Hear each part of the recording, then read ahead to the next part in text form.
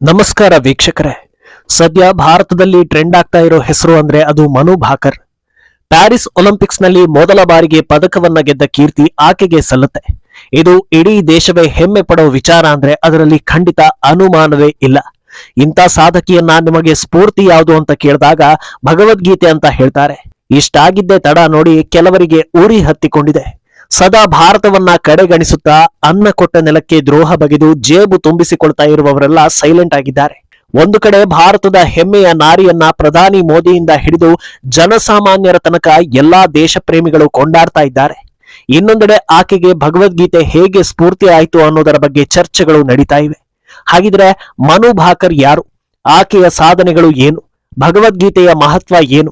ಇದೆಲ್ಲವನ್ನ one by one ವಿವರಿಸ್ತಾ ಹೋಗ್ತೀವಿ. ಈ ವಿಡಿಯೋವನ್ನ ತಪ್ಪದೆ ಕೊನೆ ತನಕ ನೋಡಿ. ಅದಕ್ಕೂ ಮುನ್ನ ಮೀಡಿಯಾ ಮಾನ್ಸ್ಟರ್ ಚಾನೆಲ್ ಅನ್ನ ತಪ್ಪದೆ ಸಬ್ಸ್ಕ್ರೈಬ್ ಮಾಡಿ. ಎಸ್, ಭಗವದ್ಗೀತೆ ಕುರಿತಂತೆ ಆಗ್ತಾ ಇರೋ ಚರ್ಚೆಗಳ ಬಗ್ಗೆ ಹೇಳೋದಕ್ಕೂ ಮುನ್ನ ಮನು ಭಾಕರ್ ಅವರ ಸಾಧನೆಯನ್ನ ಕ್ವಿಕ್ ಆಗಿ ಹೇಳ್ಬಿಡ್ತೀನಿ. ಪ್ಯಾರಿಸ್ ಒಲಿಂಪಿಕ್ಸ್ ನಲ್ಲಿ ಭಾರತದ ಪದಕ ಬೇಟೆ ಆರಂಭವಾಗಿದೆ. 10 ಮೀಟರ್ ಏರ್ ಪಿಸ್ತೂಲ್ ಮಹಿಳೆಯರ ಸಿಂಗಲ್ಸ್ ವಿಭಾಗದಲ್ಲಿ ಭಾರತದ ಮನು ಭಾಕರ್ ಕಂಚಿನ ಪದಕ ಗೆದ್ದು ಇತಿಹಾಸವನ್ನ ನಿರ್ಮಿಸಿದ್ದಾರೆ. ಶನಿವಾರ ಫೈನಲ್ ಪ್ರವೇಶಿಸಿದ್ದ ಮನು ಅಂತಿಮ ಸುತ್ತಲ್ಲಿ 3ನೇ ಸ್ಥಾನವನ್ನ ಪಡೆದುಕೊಂಡ್ರು. ಈ ಮೂಲಕ ಶೂಟಿಂಗ್ ನಲ್ಲಿ ಭಾರತದ ಪರ ಪದಕ ಗೆದ್ದ ಮೊದಲ ಮಹಿಳೆ ಅನ್ನೋ ಹೆಗ್ಗಳಿಕೆಗೂ ಪಾತ್ರರಾದರು. 2004ರಲ್ಲಿ ಅಥೆನ್ಸ್ ನಲ್ಲಿ ನಡೆದ 10 ಮೀಟರ್ ಏರ್ ಪಿಸ್ತೂಲ್ ಸ್ಪರ್ಧೆಯಲ್ಲಿ ಸುಮಾ ಶಿರೂರ್ ಕೊನೆಯ ಬಾರಿಗೆ ಫೈನಲ್ ತಲುಪಿದ್ರು.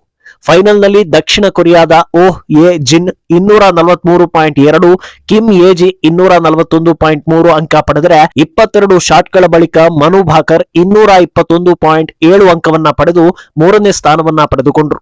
ಇದರೊಂದಿಗೆ ಶೂಟಿಂಗ್ ವಿಭಾಗದಲ್ಲಿ 12 ವರ್ಷಗಳ ಒಲಿಂಪಿಕ್ಸ್ ಪದಕದ ಬರವನ್ನ ನೀಗಿಸಿದ್ರು. ಇನ್ನು ಇದೆಲ್ಲ ಆಗ್ತಾ ಇದ್ದ ಹಾಗೆ ಆಕೆಯನ್ನ ಮಾತನಾಡಿಸೋದಕ್ಕೆ ಮಾಧ್ಯಮಗಳು ಮುಂದೆ ಬರುತ್ತವೆ.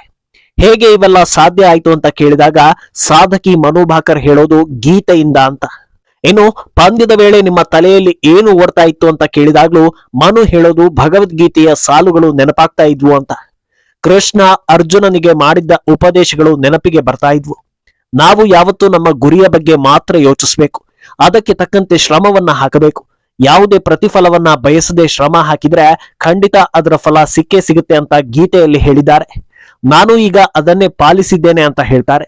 ಇನ್ನು ಈ ಮಾತು ಬಂದಿದ್ದೇ ತಡ ಹಿಂದೂ ವಿರೋಧಿ ಹಿಂದೂಗಳು ಹಾಗೂ ಭಾರತ ವಿರೋಧಿ ಭಾರತೀಯರೆಲ್ಲ ಸೈಲೆಂಟ್ ಆಗ್ತಾರೆ. ಇನ್ನು ಇದರ ಬೆನ್ನಲ್ಲೇ ಪ್ರಧಾನಿ ಮೋದಿ ಕೂಡ ಮನು ಭಾಕರ್ಗೆ ಕರೆ ಮಾಡಿ ಅಭಿನಂದನೆಯನ್ನ ಸಲ್ಲಿಸ್ತಾರೆ. ಆಕೆಯ ಪರ್ಫಾರ್ಮೆನ್ಸ್ ಅನ್ನ ಹಾಡಿ ಹೊಗಳ್ತಾರೆ. ಇನ್ನೂ ಹೆಚ್ಚಿನ ಸಾಧನೆಗಳನ್ನ ಮಾಡುವಂತೆ ಪ್ರೇರೇಪಿಸ್ತಾರೆ. ಅಲ್ಲಿ ಎಲ್ಲಾ ವ್ಯವಸ್ಥೆ ಸರಿಯಾಗಿದೆಯಾ, ಎಲ್ಲಾ ಕ್ರೀಡಾಪಟುಗಳು ಆರಾಮಿದ್ದಾರಾ, ಹೀಗೆ ಹಲವು ಮಾಹಿತಿಗಳನ್ನ ಪಡೆದು ಹೆಚ್ಚಿನ ಸಾಧನೆ ಮಾಡುವಂತೆ ಆಶೀರ್ವಾದವನ್ನ ಮಾಡ್ತಾರೆ. ಅಲ್ಲದೆ ತಮ್ಮ ಎಕ್ಸ್ ಖಾತೆಯಲ್ಲೂ ಮನು ಭಾಕರ್ ಕುರಿತಂತೆ ಹೆಮ್ಮೆಯಿಂದ ಬರೆದುಕೊಳ್ತಾರೆ. ಒಂದು ಕಡೆ ಪ್ರಧಾನಿ ಮೋದಿಯಿಂದ ಅಭಿನಂದನೆ, ಇನ್ನೊಂದು ಕಡೆ ಆಕೆ ಭಗವದ್ಗೀತೆಯ ಬಗ್ಗೆ ಮಾತನಾಡಿದ್ದು. ಇದೆರಡೂ ಕೂಡ ಹಿಂದೂ ವಿರೋಧಿ ಹಿಂದೂಗಳಿಗೆ ದೊಡ್ಡ ಆಘಾತವನ್ನ ತಂದುಕೊಡುತ್ತೆ. ನಿಮಗೆ ಗೊತ್ತೇ ಇದೆ, ಭಾರತದಲ್ಲಿ ಅದರಲ್ಲೂ ಹಿಂದೂ ಧರ್ಮದಲ್ಲೇ ಹುಟ್ಟಿದವರು ಇಂದು ಧರ್ಮವನ್ನ ಹಾಳು ಮಾಡೋದಕ್ಕೆ ಮೊದಲ ಸಾಲಲ್ಲಿ ನಿಂತಿದ್ದಾರೆ ಅಂತ. ಅಂತವರ ಮಧ್ಯೆ ಮನು ಭಾಕರ್ನಂತ ಸಾಧಕರು ಎಲ್ಲರಿಗೂ ಸ್ಫೂರ್ತಿ ಆಗ್ತಾರೆ. ಯಾಕಂದ್ರೆ ಯಾವುದನ್ನ ಓದಿ ಯಾರು ಏನಾಗ್ತಾ ಇದ್ದಾರೋ ಗೊತ್ತಿಲ್ಲ, ಆದ್ರೆ ಭಗವದ್ಗೀತೆಯನ್ನ ಓದಿದವರು, ಅದನ್ನ ಸರಿಯಾಗಿ ಅರ್ಥ ಮಾಡಿಕೊಂಡವರು ಎಂದಿಗೂ ಅಡ್ಡದಾರಿ ಹಿಡಿಯೋದಿಲ್ಲ, ಸಮಾಜಕ್ಕೆ ಮಾರಕ ಆಗೋದಿಲ್ಲ, ಬದಲಾಗಿ ಸಾಧಕರಾಗ್ತಾರೆ ಅನ್ನೋದಕ್ಕೆ ಮನು ಭಾಕರ್ ದೊಡ್ಡ ಉದಾಹರಣೆ. ಭಾರತ ಮಾತ್ರವಲ್ಲ, ಇಡೀ ವಿಶ್ವದಲ್ಲೇ ಸಾಕಷ್ಟು ಸಾಧಕರು ಭಗವದ್ಗೀತೆಯನ್ನ ಓದಿದ್ದೀವಿ ಅನ್ನೋದನ್ನ ಹೆಮ್ಮೆಯಿಂದ ಹೇಳ್ಕೊಳ್ತಾರೆ. ಆದ್ರೆ ಭಾರತದಲ್ಲಿ ಭಗವದ್ಗೀತೆಯ ಮೌಲ್ಯವನ್ನ ಮಕ್ಕಳಿಗೆ ಹೇಳ್ಕೊಡ್ಬೇಕು ಅನ್ನೋ ನಿರ್ಧಾರ ಕೈಗೊಂಡ್ರೆ ಮೊದಲು ಎದ್ದು ಬರೋದೇ ಹಿಂದೂ ವಿರೋಧಿ ಹಿಂದೂಗಳು. ಭಾರತ ಜಾತ್ಯತೀತ ರಾಷ್ಟ್ರ, ಇದು ಸರ್ವ ಜನಾಂಗದ ಶಾಂತಿಯ ತೋಟ. ಇಲ್ಲಿ ಮಕ್ಕಳಿಗೆ ಭಗವದ್ಗೀತೆಯಲ್ಲಿರೋ ಮೌಲ್ಯಗಳನ್ನ ಹೇಳಿಕೊಡಬಾರದು, ಇದರಿಂದ ಸಣ್ಣ ವಯಸ್ಸಲ್ಲೇ ಮಕ್ಕಳಿಗೆ ಧರ್ಮದ ಬಗ್ಗೆ ಹೇಳಿದಂತಾಗುತ್ತೆ. ಹೀಗೆ ನಾನಾ ರೀತಿಯ ಮಾತುಗಳೆಲ್ಲ ಆಚೆ ಬರುತ್ತವೆ. ಅಂದಹಾಗೆ ಭಾರತೀಯರಿಗೆ ಆಶ್ಚರ್ಯ ತರೋ ವಿಷಯ ಏನಂದ್ರೆ, ಮನುಷ್ಯನನ್ನ ಒಳ್ಳೆ ದಾರಿಯಲ್ಲಿ ನಡೆಸೋ ವಿಚಾರಗಳು ಹಾಗೂ ವಿದ್ಯೆಗಳ ಬಗ್ಗೆ ಹಿಂದೂ ವಿರೋಧಿ ಹಿಂದೂಗಳು ಹಾಗೂ ಭಾರತ ವಿರೋಧಿ ಭಾರತೀಯರಿಗೆ ಯಾಕೆ ಇಷ್ಟೊಂದು ಉರಿ ಅನ್ನೋದು. 2 ರೀತಿಯಲ್ಲಿ ಹಿಂದೂ ಧರ್ಮವನ್ನ ವಿರೋಧಿಸ್ತಾರೆ. ಅದನ್ನ ಉದಾಹರಣೆ ಸಮೇತ ವಿವರಿಸ್ತಾ ಹೋಗ್ತೀನಿ. ಒಬ್ಬ ವಿದ್ಯಾರ್ಥಿಗೆ ಗಣಿತ ತಲೆಗೆ ಹತ್ತೋದಿಲ್ಲ ಅಂದಾಗ ಆತನಿಗೆ ಗಣಿತ ಇಷ್ಟ ಆಗೋದಿಲ್ಲ, ಕಷ್ಟ ಆಗತ್ತೆ. ಯಾವಾಗ ಒಬ್ಬ ಮನುಷ್ಯನಿಗೆ ಒಂದು ವಿಚಾರ ಕಷ್ಟ ಆಗುತ್ತೋ ಆಗ ಆತ ಅದನ್ನ ವಿರೋಧಿಸೋದಕ್ಕೆ ಶುರು ಮಾಡ್ತಾನೆ. ಮಾರಲ್ ಆಫ್ ದ ಸ್ಟೋರಿ ಅನ್ನೋ ಹಾಗೆ ಗಣಿತ ಸರಿ ಇಲ್ಲ ಅನ್ನೋದಕ್ಕಿಂತ ತಮ್ಮ ತಲೆಗೆ ಗಣಿತ ಹೋಗದೇ ಇರೋದ್ರಿಂದ ಅದನ್ನ ಸರಿ ಇಲ್ಲ ಅಂತ ಹೇಳ್ತಾರೆ. ಇಲ್ಲೂ ಅಷ್ಟೇ, ಯಾರೆಲ್ಲ ಸನಾತನದ ಬಗ್ಗೆ ಓದಿಲ್ಲವೋ, ಓದಲು ಆಸಕ್ತಿ ಇಲ್ಲವೋ ಅವರೆಲ್ಲರೂ ವಿರೋಧ ಮಾಡ್ತಾರೆ. ಇದು ಒಂದು ಕ್ಯಾಟಗರಿ. ಇನ್ನೊಂದು ಕ್ಯಾಟಗರಿ ಪೇಮೆಂಟ್. ಇವರಿಗೆ ಸಾಮಾನ್ಯ ಜ್ಞಾನ ಎಲ್ಲರಂತೆಯೇ ಇರುತ್ತೆ. ಬುದ್ಧಿವಂತರು ಅನ್ನೋ ಹಣೆಪಟ್ಟಿಯನ್ನ ಹೊತ್ತು ಬರೋ ಇವರು ಹಿಂದೂ ಧರ್ಮವನ್ನ ಟಾರ್ಗೆಟ್ ಮಾಡಿ ದ್ವೇಷ ಹರಡಿಸೋ ಕೆಲಸ ಮಾಡ್ತಾರೆ. ಬೇರೆ ಬೇರೆ ವಿಚಾರಗಳ ಬಗ್ಗೆ ಸೈಲೆಂಟ್ ಆಗಿರ್ತಾರೆ. ಇದಕ್ಕಾಗಿ ಅವರಿಗೆ ದೊಡ್ಡ ದೊಡ್ಡ ಮಟ್ಟದಲ್ಲಿ ಪೇಮೆಂಟ್ ಬರುತ್ತೆ ಅನ್ನೋ ಆರೋಪ ಇದೆ. ಆದ್ರಿಂದ ಇವರು ಯಾವತ್ತೂ ದುಡಿದು ತಿನ್ನೋ ಸಾಹಸಕ್ಕೆ ಕೈ ಹಾಕೋದಿಲ್ಲ. ಬೇರೆಯವರು ದುಡಿದು ತಿನ್ನೋದನ್ನು ಕೂಡ ಸಹಿಸೋದಿಲ್ಲ ಅನ್ನೋ ಆರೋಪಗಳಿವೆ. ಆದ್ರೆ ಒಳ್ಳೆ ವಿಚಾರಗಳು ಯಾವ ಧರ್ಮದಲ್ಲೇ ಇರಲಿ, ಯಾವ ಪುಸ್ತಕದಲ್ಲೇ ಇರಲಿ, ಅದನ್ನ ಅಳವಡಿಸಿಕೊಂಡು ಸಾಧಿಸಿ 4 ಜನರನ್ನ ಒಳ್ಳೆಯ ದಾರಿಯಲ್ಲಿ ನಡೆಯೋದಕ್ಕೆ ಪ್ರೇರೇಪಿಸಬೇಕು ಅನ್ನೋದು ಸುಸಂಸ್ಕೃತ ಅಪ್ಪ ಅಮ್ಮನಿಗೆ ಹುಟ್ಟಿದವರ ಏಕೈಕ ಅಭಿಪ್ರಾಯ. ಇನ್ನು ಈ ಎಲ್ಲಾ ಚರ್ಚೆ ಹಾಗೂ ಅಸಮಾಧಾನಗಳ ನಡುವೆ ಇಸ್ರೋ ಮುಖ್ಯಸ್ಥ ಸೋಮನಾಥ್ ಇನ್ನೊಂದು ಮಹತ್ವದ ಅಭಿಪ್ರಾಯವನ್ನ ಹಂಚಿಕೊಂಡಿದ್ದಾರೆ. ಪ್ರತಿ ದೇವಾಲಯಗಳಲ್ಲೂ ಒಂದೊಂದು ಲೈಬ್ರರಿಯನ್ನ ಸ್ಥಾಪಿಸುವ ಮೂಲಕ ಯುವಕರನ್ನ ದೇಗುಲಗಳತ್ತ ಆಕರ್ಷಿಸಬೇಕು. ಸ್ವತಂತ್ರದ ಅಮಲಲ್ಲಿ ಅಡ್ಡದಾರಿ ಹಿಡಿದು ತಮ್ಮ ಜೀವನ ಹಾಳು ಮಾಡ್ಕೊಳ್ತಾ ಇರುವ ಯುವ ಸಮೂಹವನ್ನ ಅಪಾಯದಿಂದ ತಪ್ಪಿಸಬೇಕು ಅಂದ್ರೆ ಇಂಥ ಕೆಲಸಗಳು ಆಗಬೇಕು ಅನ್ನೋ ಅಭಿಪ್ರಾಯವನ್ನ ಹೊರಹಾಕಿದ್ದಾರೆ. ದೇವಸ್ಥಾನಗಳ ಆಡಳಿತ ಈ ಬಗ್ಗೆ ಚಿಂತಿಸಿ ಆದಷ್ಟು ಬೇಗ ಇಂಥ ಒಳ್ಳೆಯ ಕೆಲಸಕ್ಕೆ ಮನಸ್ಸು ಮಾಡಬೇಕು ಅಂತ ಸಲಹೆ ನೀಡಿದ್ದಾರೆ. ಅಂದಹಾಗೆ ಇದೇ ಮಾತನ್ನ ಬೇರೆ ಯಾರಾದ್ರೂ ಹೇಳಿದ್ರೆ ಸ್ವಯಂ ಘೋಷಿತ ಬುದ್ಧಿವಂತರು ಊಳಿಡ್ತಾ ಇದ್ರು.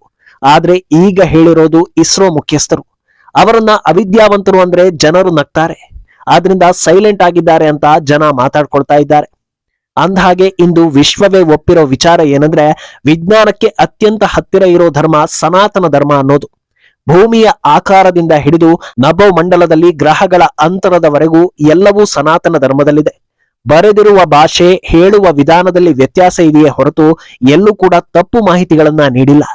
ಪ್ರಸಿದ್ಧ ಹಾಲಿವುಡ್ ನಿರ್ದೇಶಕ, ನಟರಿಂದ ಹಿಡಿದು ವಿಜ್ಞಾನಿಗಳವರೆಗೂ ಎಲ್ಲರೂ ಸನಾತನ ಧರ್ಮದ ಉಲ್ಲೇಖಗಳನ್ನ ಒಪ್ಪಿಕೊಳ್ತಾರೆ. ಆದ್ರೆ ಬುದ್ಧಿವಂತ ಅಂತ ಹಣೆಪಟ್ಟಿ ಹೊತ್ತಿರೋ ಅಜ್ಞಾನಿಗಳು ಮಾತ್ರ ಇದೆಲ್ಲವನ್ನ ಮೂಢನಂಬಿಕೆ ಅಂತ ಹೇಳೋ ಕೆಲಸವನ್ನ ಮಾಡ್ತಾ ಇದ್ದಾರೆ. ಇದು ಭಾರತೀಯರೆಲ್ಲರಿಗೂ ಗೊತ್ತಿರೋ ವಿಚಾರವೇ. ಆದ್ರಿಂದ ಯುವ ಶಕ್ತಿಯನ್ನ ಪ್ರೇರೇಪಿಸುವಂತಹ, ಹೆಚ್ಚಿನ ಜ್ಞಾನ ಪಡೆಯಲು, ವಿವಿಧ ವಿಚಾರಗಳ ಕುರಿತಂತೆ ಅವರು ಚರ್ಚಿಸಲು ದೇಗುಲಗಳು ವೇದಿಕೆ ಆಗ್ಬೇಕು ಅಂತ ಎಸ್ ಸೋಮನಾಥ್ ಅಭಿಪ್ರಾಯವನ್ನ ಪಡ್ತಾ ಇದ್ದಾರೆ. ಇನ್ನು ಇದೆಲ್ಲಾ ಚರ್ಚೆಗೆ ಸದ್ಯ ಕಾರಣ ಆಗಿರೋದು ಮನು ಭಾಕರ್. ಸದ್ಯ ಪ್ಯಾರಿಸ್ ಒಲಿಂಪಿಕ್ಸ್ ನಲ್ಲಿ ಕಂಚಿನ ಪದಕ ಗೆದ್ದಿರೋ ಅವರ ಹಿಂದಿನ ಸಾಧನೆಗಳನ್ನು ಕೂಡ ಹೇಳ್ತಾ ಹೋಗ್ತೀನಿ. ವಿಶ್ವಕಪ್ ನಲ್ಲಿ 9 ಚಿನ್ನ, 2 ಬೆಳ್ಳಿ, ವರ್ಲ್ಡ್ ಚಾಂಪಿಯನ್ಶಿಪ್ ನಲ್ಲಿ 1 ಚಿನ್ನ, 1 ಬೆಳ್ಳಿ, ಯೂತ್ ಒಲಿಂಪಿಕ್ಸ್ ನಲ್ಲಿ 1 ಚಿನ್ನ, 1 ಬೆಳ್ಳಿ, ಕಾಮನ್ವೆಲ್ತ್ ಗೇಮ್ಸ್ ನಲ್ಲಿ 1 ಚಿನ್ನ, ಜೂನಿಯರ್ ವಿಶ್ವಕಪ್ ನಲ್ಲಿ 3 ಚಿನ್ನ, 1 ಬೆಳ್ಳಿ, ಏಷಿಯನ್ ಚಾಂಪಿಯನ್ಶಿಪ್ ನಲ್ಲಿ 2 ಚಿನ್ನ, ಏಷಿಯನ್ ಗೇಮ್ಸ್ ನಲ್ಲಿ 1 ಚಿನ್ನ, ಜೂನಿಯರ್ ವಿಶ್ವಕಪ್ ನಲ್ಲಿ 4 ಚಿನ್ನ, 1 ಕಂಚು, ಏಷಿಯನ್ ಏರ್ಗನ್ ನಲ್ಲಿ 2 ಚಿನ್ನ, ವರ್ಲ್ಡ್ ಯೂನಿವರ್ಸಿಟಿಯಲ್ಲಿ 2 ಚಿನ್ನ ಹಾಗೂ ಈಗ ಪ್ಯಾರಿಸ್ ಒಲಿಂಪಿಕ್ಸ್ ನಲ್ಲಿ 1 ಕಂಚು. ಭಾರತ ದೇಶವನ್ನ ಪ್ರತಿನಿಧಿಸಿ ಇಷ್ಟೆಲ್ಲಾ ಸಾಧನೆಗೈದಿರೋ ಮನು ಭಾಕರ್ಗೆ ಕೇವಲ 22 ವರ್ಷ. ಇದನ್ನೆಲ್ಲ ನೋಡಿದಾಗ ಹಲವು ರೀತಿಯ ಚರ್ಚೆಗಳು ನಡೀತಾ ಇದೆ. ಅದೇನೆಂದ್ರೆ ಚಿತ್ರ ವಿಚಿತ್ರ ವೇಷಗಳನ್ನ ತೊಟ್ಟು ದುರಭ್ಯಾಸವನ್ನ ಮೈಗೂಡಿಸಿಕೊಂಡು ಓಡಾಡೋದು ಮಹಿಳಾ ಸಬಲೀಕರಣವ, ಅಥವಾ ಒಳ್ಳೆಯ ವಿದ್ಯಾಭ್ಯಾಸ, ಒಳ್ಳೆಯ ನಡತೆ, ಒಳ್ಳೆ ವಿಚಾರಗಳಲ್ಲಿ ಹೆಣ್ಣು ಮಕ್ಕಳಿಗೆ ಪ್ರೋತ್ಸಾಹ ನೀಡಿ ದೇಶಕ್ಕೆ ಹೆಸರು ತರುವಂತೆ ಮಾಡೋದು ಮಹಿಳಾ ಸಬಲೀಕರಣನ ಅನ್ನೋದು.